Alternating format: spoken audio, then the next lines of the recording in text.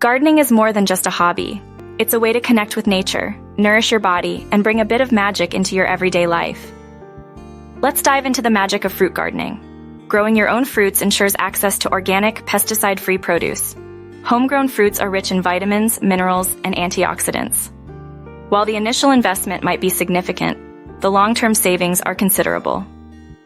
Plus, it reduces your carbon footprint and supports local ecosystems. Understand your local climate and hardiness zone to choose fruits that will thrive. Consider the space you have, even if it's just a balcony. Good soil is essential, so test your soil pH and nutrient levels. Plan an efficient irrigation system to meet your plant's needs.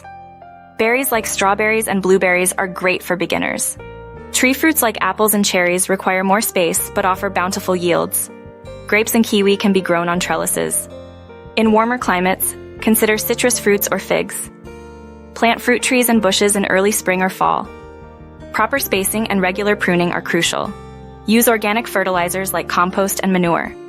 Monitor for pests and diseases using organic methods like neem oil.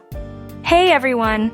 If you enjoyed this video, make sure to hit that like button and subscribe to our channel for more awesome content. Don't forget to click the bell icon so you never miss an update.